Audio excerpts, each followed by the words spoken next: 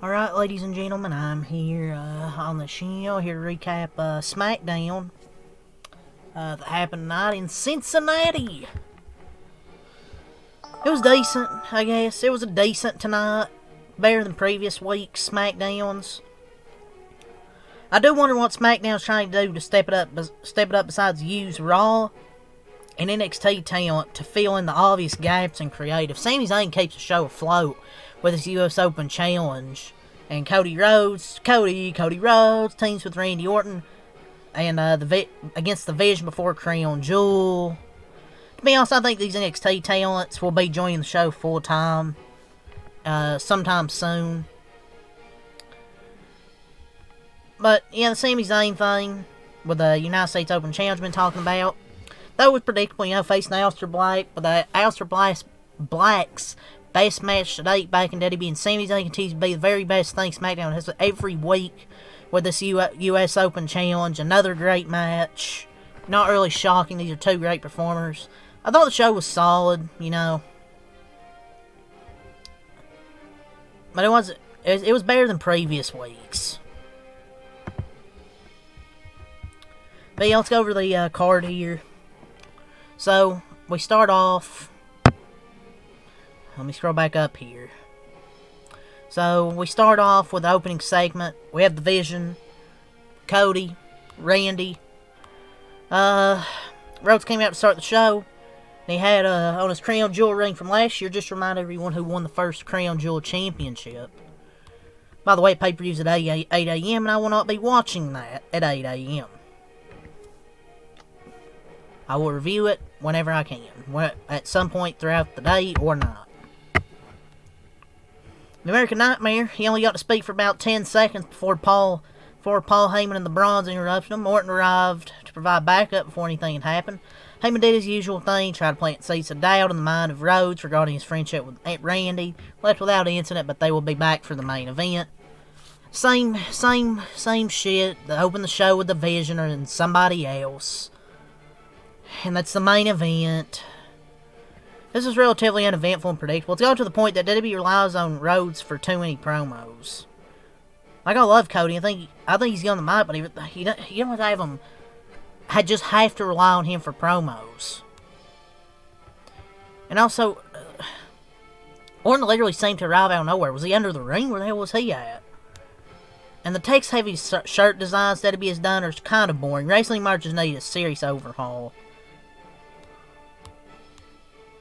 But yeah, this was okay segment, I guess.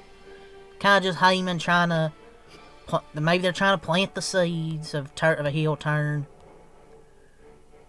So, Carmelo Hayes... the Open Challenge this week before that, Carmelo Hayes dumped The Miz. No longer tag partners. Good. So, US Open Challenge continues. Zayn was challenged by Hayes, who gave a quick promo saying he no longer had anyone holding him back. But before he could head to the ring, The Miz hit him with a skull-crushing finale after Hayes had dumped him as a partner backstage earlier in the show. Then Aleister Black came out. He said he would take the spot instead. He said, how unfortunate. So the two former NXT champions, immediately started trading takedowns and counters.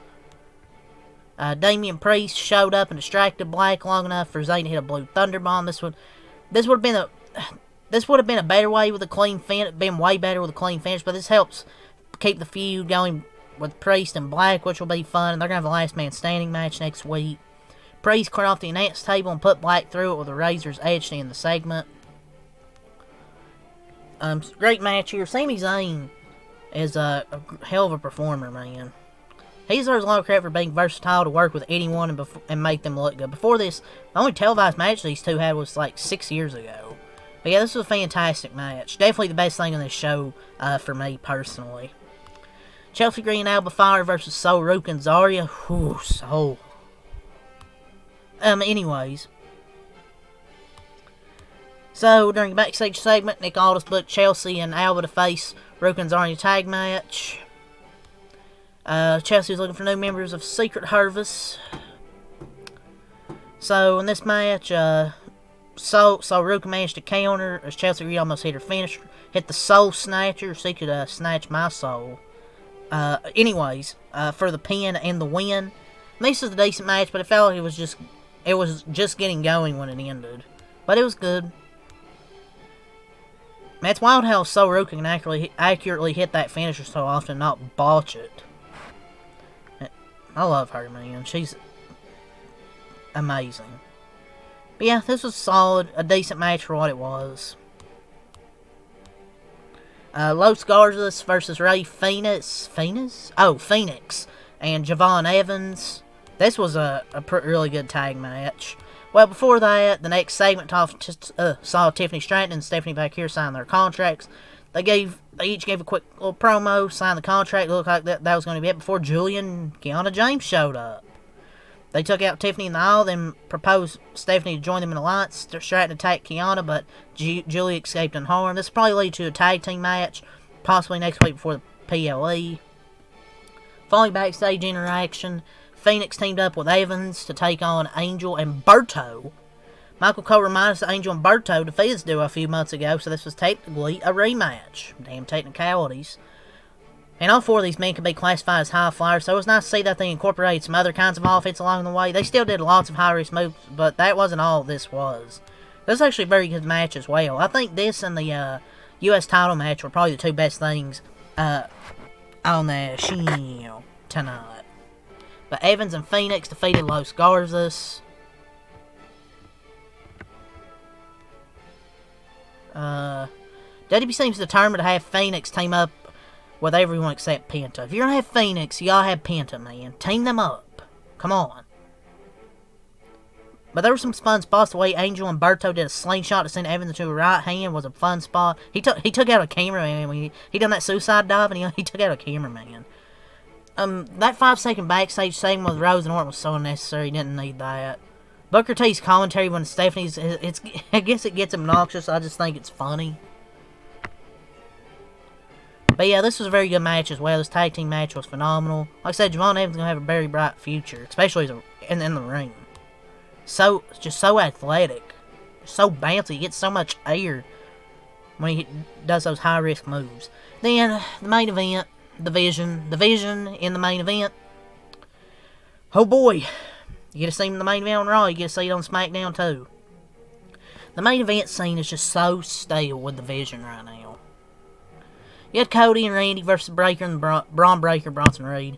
It's the same way all the Vision's matches do. Interference, win. I get you want to make them look strong, but can you have them, like, win clean? Like, they don't have to have interferences. So the main event was this tag match. This match had a good amount of time, but it felt very basic in a lot of ways. It was like you could predict every move before they did. Not surprising or interesting. But on the plus side, nothing looked bad either. It was just okay. It's just I'm tired of the same shit in the main event. Seth came in, hit a stomp. Orton, Heyman struck the ref. Allowed Reed to hit the tsunami for the pin and the win. Rollins at the end took too many risks and tried to stomp Cody, but ended up getting hit with a crossroads to end the show. It was solid. Like, this was solid. Breaker and Reed defeat Orton and Rhodes. The show cut to a break about a minute after the bell rang. The entrances took up so much time, just like all the entrances do for the big names. There was a good spot where Braun Breaker put Cody through the barricade, and him talking trash can be funny. And Priest was shown taking out Kit Wilson backstage again in the damn wheelchair. And he challenged Aleister Black to a last man standing match next week. But yeah, I mean, it was a decent show. I would give it like a 6 out of 10, mostly for the tag team match and the Sami Zayn Open Challenge. Other than that, it was better than previous weeks to me, but it still wasn't like fantastic. At least to me. Yeah, that's really all I say for Smackdown, so leave a like, comment, subscribe for more, and until next time, Malcolm Light, peace, and leave your thoughts on Smackdown. Tomorrow will be a busy day, man. We've got 4 MLB playoff games, we got some college football, we got the NASCAR Xfinity Series, It's going to be a busy day tomorrow, ladies and gentlemen. So, looking forward to it. So, hope everyone is too. Dodgers, Kentucky play tomorrow. I have more faith in the Dodgers than in Kentucky, but we'll see. But yeah, peace. Have a good night.